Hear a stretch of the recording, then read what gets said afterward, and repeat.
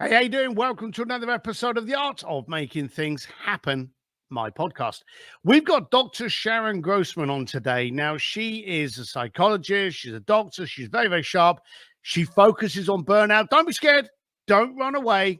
But she talks about burnouts, tripwires, triggers, basically everything that can trip you up into a badder self. Understand you, learn how to acknowledge who you are, and then it's better to prepare than repair. So she's going to help you make sure you avoid all those hurdles that are going to bring your productivity down. So she's here for your benefit. Think of her intelligence as your super fuel. Listen to the podcast, action it, do her test. She's got a personality test in here that you're going to be able to find out who you are. Therefore, you can treat and look after yourself as you need to be. Enjoy the episode. Hey, Dr. Sharon, welcome to the show. Thank you so much, Steve, for having me. I'm excited to be here. When I got informed about you, and we haven't met each other before, we don't know each other, and I get a lot of people come to me going, hey, can I be in a podcast? I love yours because it did a lot of focus. I saw a lot of the word burnout. What does burnout mean to you? Well, before we dive in, I think you're forgetting something really important. Okay. Which is you were on my podcast, Exhausted to Extraordinary. Yes. And so we had met before. It's been a while. All right. So you pulled me out on that. Okay. All right. Maybe yes. It's the brain fog from the burnout.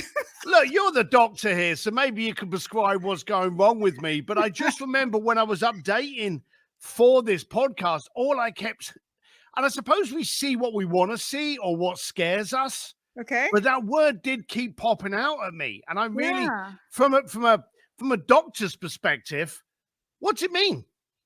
So we all know what stress is. And just to simplify matters, burnout is chronic stress.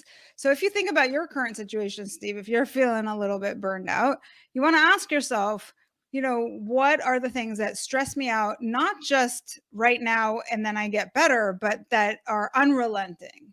That it's just every day I have to deal with it and it really just zaps me, right? I feel like it is a layer upon layer upon layer of stress and it feels like it's starting to become too much. That makes sense to a point. And the issue we've got with entrepreneurs, and you're very heavily an entrepreneur, I'm actually going to give a shout out very quickly to your website, drsharongrossman.com. We'll put it in the show notes, but go over and look at her website because it is going to give you a lot of background knowledge on there and context and framing. The issue we've got as entrepreneurs is we never recognize when that burnout starts. And that's sadly, absolutely true. That's so true. Yeah, the first time we know about burnout is when we're kind of like getting prescribed, we've got a stomach ulcer, or our work is getting affected, or our relationships end. How can we recognize those early traits to protect it? Because it is a massive issue within entrepreneurs, isn't it? 100%. I actually just did a whole article on entrepreneurial burnout because it's such a big thing. And like you say, one of the biggest dangers that we face is that we don't recognize it until it's too late. So part of why I'm here actually is to talk about what are these warning signs that you can look out for, and then what can you do when you're there to start to turn things around for yourself. Now, one of the things that everybody knows when they're burned out is maybe perhaps the first thing that shows up is just you're exhausted.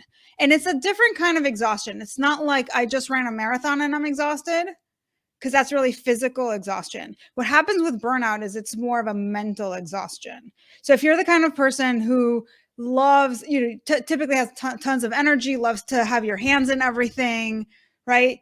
You're just like very much go, go, go. All of a sudden, you're noticing that it's hard to focus. You can't concentrate. Your productivity is going down. You're like, what is wrong with me? What's going on? This isn't me, right? That's a really big red flag. And in addition to that, what we sometimes see as well is that people's attitudes start to change. They start to feel really cynical. They have all of these kinds of statements about how this is kind of bullshit. And like, what am I doing here? And who are these people? And they start asking these questions, just kind of a negative attitude. And so, as we said, we've got exhaustion, we've got this cynical attitude, we've got a reduction in our productivity. Obviously, if you can't focus, you have a negative attitude, you're not going to be as productive. Yes? Yeah. And what happens is then that's where we start to think about what it all means, right? So that's where the kind of the brain comes into the picture, and we're starting to make meaning out of it. And so what we often see is that people come up with stories about how, maybe I can't do this. Maybe there is something wrong with me. Maybe I wasn't meant to be an entrepreneur. I'll never be successful. This business is never going to take off. There's all kinds of stories that we make. And then the more we have those stories, the harder it is to focus. The more cynical we are, the more your productivity goes down. So you end up in this vicious cycle that it's hard to get out of. And frustration creeps in, and frustration never allows anyone to do anything with a smart mind. It allows us to do things irrationally, which I can guess only adds to the problem, doesn't it? Yeah. So frustration, the way I like to explain it is it's when you have a thought that includes the word should in it, right? So this shouldn't be this hard, or people should just do what I'm asking them to do, or this, like you have some sort of a statement. And basically the notion here is that things are different than what you would like them to be. And instead of problem solving, you're focusing on the problem and you're feeling frustrated that it's not as easy as you would like it to be. So the next step is to give us a solution to that. What do we need to be doing to avoid or get over those hurdles once we start seeing them come into our life? Well, one of the biggest things I work with my clients on is emotional intelligence. And what that does is it helps them to change the way that they think. So if frustration is a result of your thinking because you have those should statements, then to be able to pause and examine your thoughts that are actually contributing to your emotion that you want to change, and then finding out alternate solutions, alternate ways of thinking about your situation. It allows you to basically pivot from being stuck to starting to move in the direction that you want to move. So that's one of the main things, is really turning your thinking around. But I think so much of it really starts even before that, where we have to understand ourselves. So if the frustration is with yourself, then it starts with self-awareness. So what are your triggers? What are your strengths? What are your weaknesses? Are you focusing on parts of the business that you shouldn't be focusing on, that you could easily delegate out? Are you in your quote unquote zone of genius doing the things that really you're good at and only you can do, that maybe you can alleviate a lot of the stress and the overwhelm by finding people to to take some of the stuff off of your plate? So as we're starting to look at what exactly is the problem, like, yes, you're frustrated, or yes, you're stressed out, but everybody's going to have a different version of why they got there. So that's why I talk a lot about, let's kind of dial it back. Let's figure out what actually is going on that's creating a lot of this frustration or stress or anxiety. And once we have that, we can start to implement really customized solutions. But in a nutshell, what we're looking at is your thinking and also understanding yourself. And that's where really knowing your personality comes in really handy, because you can know, sometimes we're kind of in a cloud, yeah, I know who I am, but if you ask me to describe myself, or the kind of thing you'd be asked at a job interview, we're like, I'm not really sure what to say, right? It's hard for us to come up with the verbiage sometimes. So when you do a personality assessment and they give you a report that has all of the descriptions about your type, if it feels like a really good fit, you're like, yes, that's me. And that gives you more insight, more self-awareness. And from that place, you can start to make some better decisions when these are the things I'm good at. These are the things I value. These are the things that I'm spending a lot of time on. And it is absolutely an energy drain. I need to eliminate these energy drains so that I'm not leaking all this energy out. That's a big part of burnout. If we're thinking about burnout as exhaustion, we've got to manage our energy in a much smarter way. One of the words that's come around, and you've already used it, but it's become almost, I don't know if it's almost a negative word or it absolutely is, triggers. Yeah. You mentioned the word triggers within your explanation there. And now if someone turns around and they say it to provoke you, to go, oh, look who's triggered. Oh, did I trigger you? And we look at it as a response. Now, you can trigger someone with a happy memory. You know, we're often triggered when we're driving down the road and a song comes on that takes us back to our first kiss, the love of our life, our kids born. There's those triggers, which are emotional triggers, which are good, but we now use that word triggers as a negative. So why are we looking at it as a negative now? And have the last few years of COVID, politics, and now sadly war increased our burnout level? Well, definitely we've seen an increase in burnout since COVID started. And I think it's because so many people are afraid of change. And there's been so much change. I mean, at the very beginning, there was a lot of uncertainty, which brought anxiety levels up to the roof. People are like, I don't know what's going to happen with my business. A lot of people had to shift. You know, a lot of entrepreneurs had to pivot in their business and shift to focus on a different product, a different service. We had to shift from working maybe in an office to working from home, working directly with clients to working virtually. There's so many things that we had to look at. And so when we are, as humans, faced with uncertainty, automatically we are in anxiety mode. We get into fight or flight. Now, you mentioned this whole idea with triggers. So another word for the negative triggers we might use is tripwires, right? What are the things that really are very stressful for you that when you come across, you're just like getting into your stress mode? And for some people, it's that, you know, especially entrepreneurs who are those action-driven people, they like to be creative and be on the fly. They might be stressed out about structure and organization and having systems in place for their business because it feels really confining. So, you know, there's different things depending on your personality type that are going to influence how you feel, what gets you stressed out. So I feel like the more you know about who you are and what leads you into stress, the more you can figure out what's going to help you get out of stress. That's beautiful and scary as shit. It took me a long time to realize who I was and realize the things that I wasn't good at that my ego told me I could do. Yeah. And it took me a long time to learn to accept me, the weaknesses, the strengths, the good, the bad, the ugly, the annoying. How do you suggest, or what would be the route for an entrepreneur to just suddenly start discovering who they are? Well, I'm glad you asked that. So just to simplify it for people listening to this, I actually have I'm certified in this personality assessment style that actually gives you the answers. So you don't Okay. have to go through like years of therapy to figure out who you are. You can actually just go to the link that we're going to provide here for the show.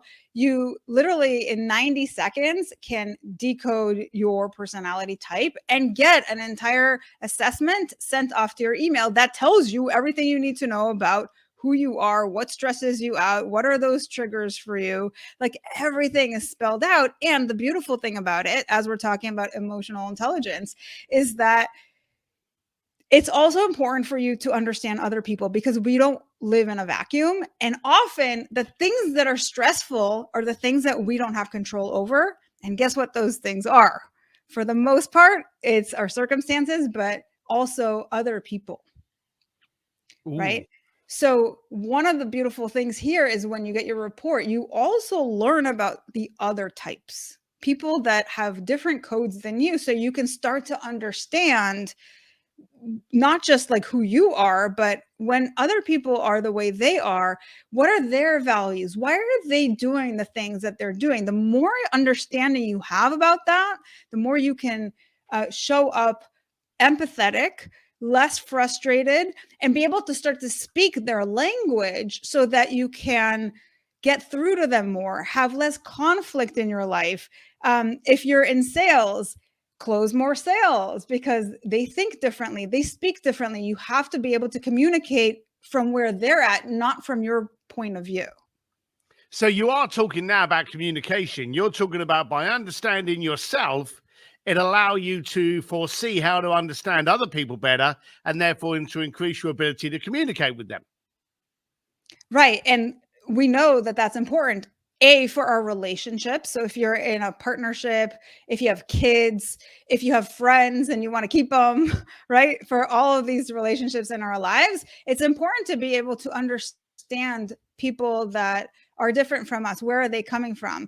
And if you're in sales, right? If you're in a business and you want to increase sales, you have to be able to meet your customers where they're at. So if you have somebody who is a very structured person, a play it by the rules kind of person, and you're an entrepreneur who's more kind of loosey-goosey about rules, you can't show up to a sales call and be like, yeah, whatever, or show up late because they're going to be like 15 minutes early to the call.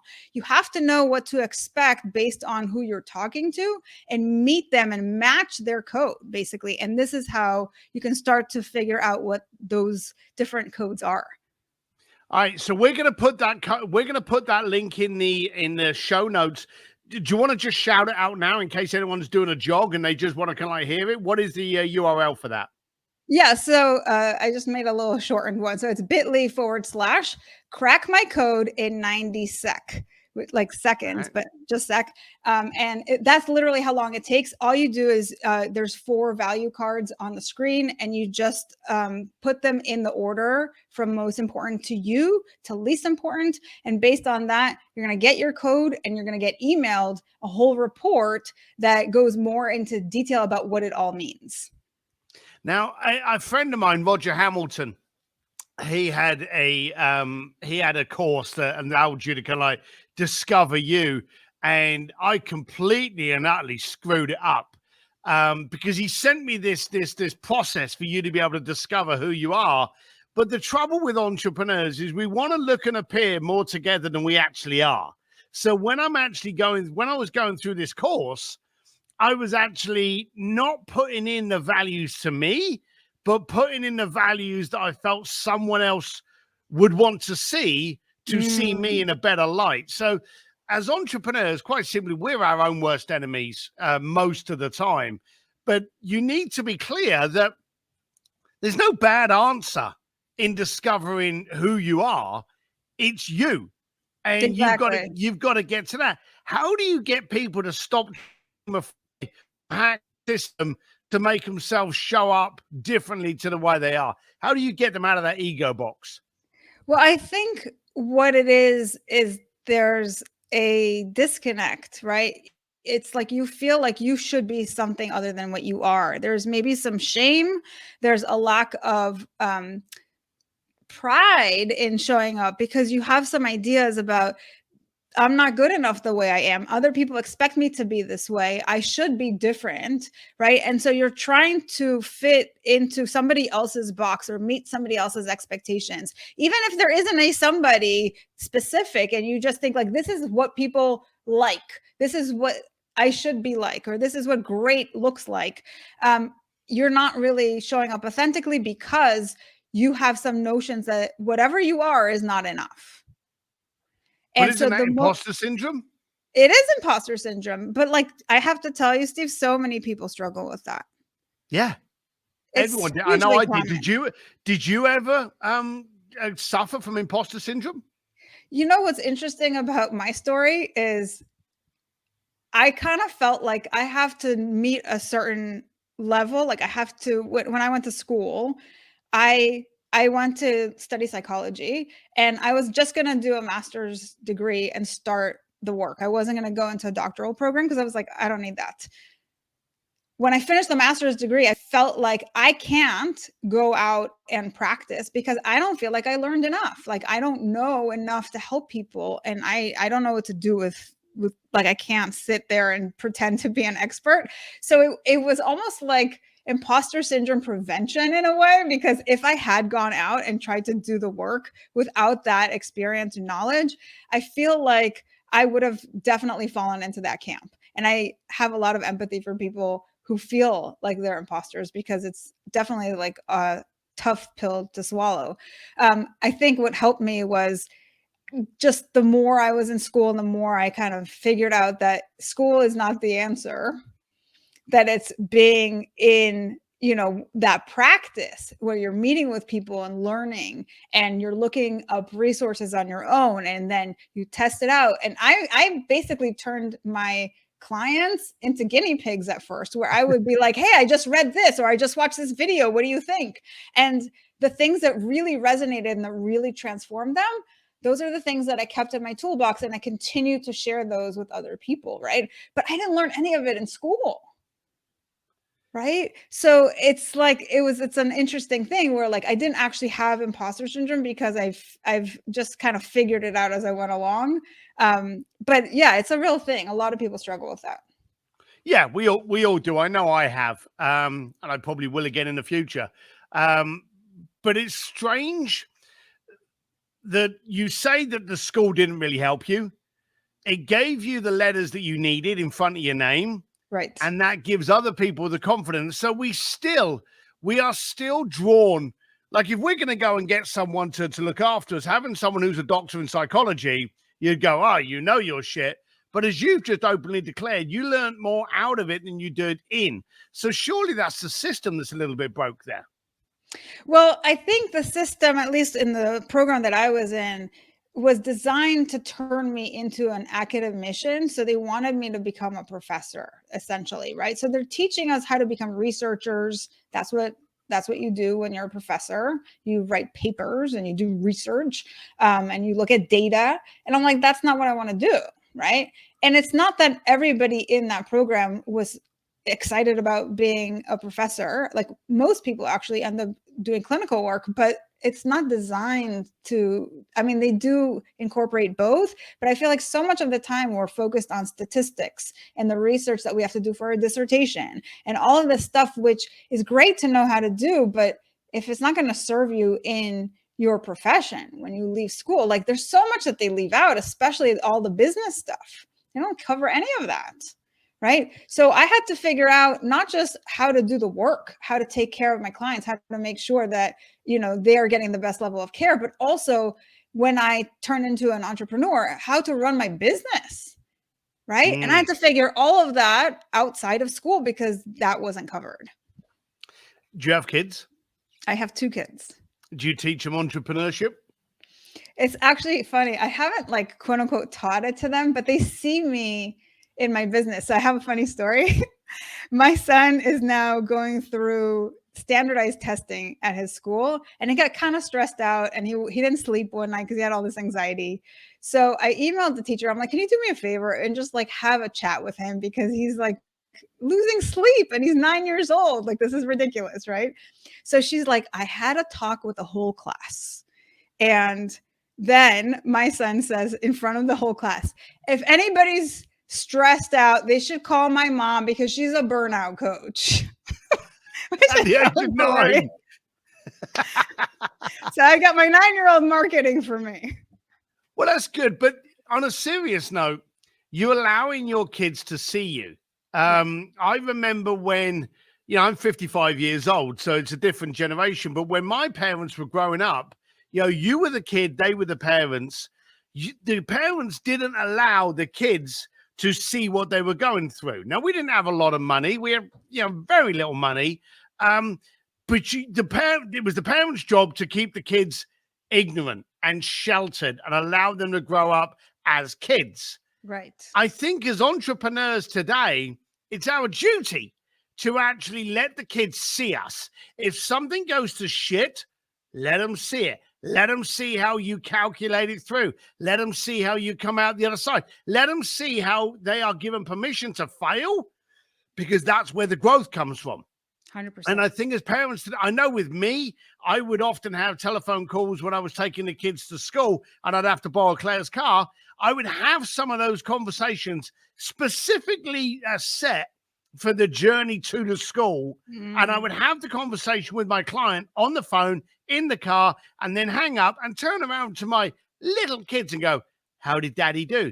Do you think he likes me? And I would grill them and I would ask them what they thought. And the kids would be like, oh, yeah, he likes you. Yeah, he's going to do it, Dad. Or, no, I don't think he likes you. You angered him. You made him angry in those bits. And you would have a real conversation on it. But at the time, it was a bit kind of funny and quippy and quirky.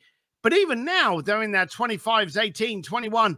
They remember those calls. So I think entrepreneurs need to teach their kids by letting the kids see them, the good, the bad, and the ugly, and potentially, I hope not, but the burnout, or better still, thanks to your book and the 7Es, the avoidance of burnout.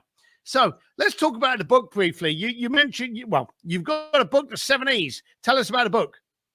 Yeah. So when I decided to write down all these things that I'd learned in my 20 years of being in the field, I thought about, what's really relevant to burnout? How can I help people really make it actionable? And I started to do some research on what's already out there, what's already been written about. And as I started to gather things and, would spark ideas, I started to realize that so much of what is relevant to burnout recovery, burnout prevention, actually starts with the letter E. So that's kind of a fun fact. And so we already mentioned emotional intelligence, which is the very first E in the book. So we go into how to become more self-aware, how to manage our emotions. If you're feeling frustrated or angry, there's a lot of irritability, by the way, in burnout. So if you're feeling irritable, that could be another sign that there's something going on. So how to manage those emotions, but also as we talk about other people, understanding them and managing those relationships, all of that helps us to minimize the stress, minimize the conflict, and potentially help us prevent the burnout. So that is one of the E's of the book. And there's several other ones, obviously, that come after that. And each of them kind of build on the one before. So I always say, like, emotional intelligence is really the cornerstone of being smart and doing your job in a way where you can work smarter, not harder. It's, we have a whole bunch of notions about what we need to do or how things should be. And the truth of the matter is, a lot of us, especially I've interviewed a lot of entrepreneurs or a lot of professionals who have burned out, and many of them burn out because they have a belief that they downloaded from their parents that, we have to work hard and you work until you drop. And I saw my dad have really strong work ethic and my mom was never around. So now I'm going to be like that because that's how it's supposed to be done. And then they do drop, or their hair ends up falling out, or they end up hospitalized, or they feel like they're going to kill themselves because there's no joy left in life. And all of a sudden it's like, okay, I've got to take a time out. And that's where that wake up call moment happens, where they start to look at their life and they're like, why am I doing this? Mm-hmm. Right. And so what I do in the book is I actually give the reader an opportunity to coach themselves through burnout. I ask them important questions. I have them fill out some fill in the blanks. There's different sort of exercises in there for them to do. There's online resources that include meditations and journaling and gratitude. Like, there's all the things that we have seen actually work.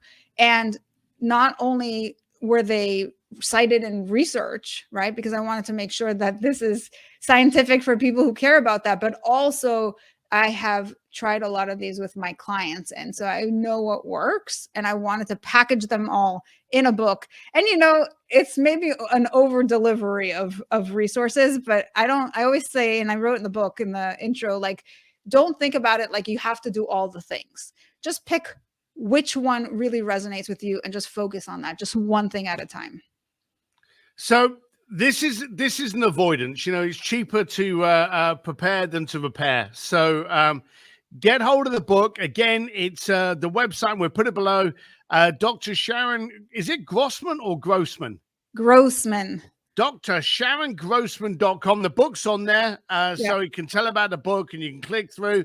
You can see hear a bit more about her, understand a bit more. But in today's world of mass distraction, noise, and acceleration, especially as we're now coming out of COVID or so, everyone's trying to chomp on forward. Pay attention to yourself. You are the strongest person in your future. You've got to look after yourself. So, Dr. Sharon, thank you very much for being part of this podcast. We hope people go over to do your link. Again, it's a bit.ly link. Crack my code in 90 sec. We're going to put that in the show notes. But understand who you are in best order to be able to work you best. Dr. Sharon, thank you very much for being part of the show. Amazing, Steve. Thanks so much for having me. It was super fun. See you again. Bye.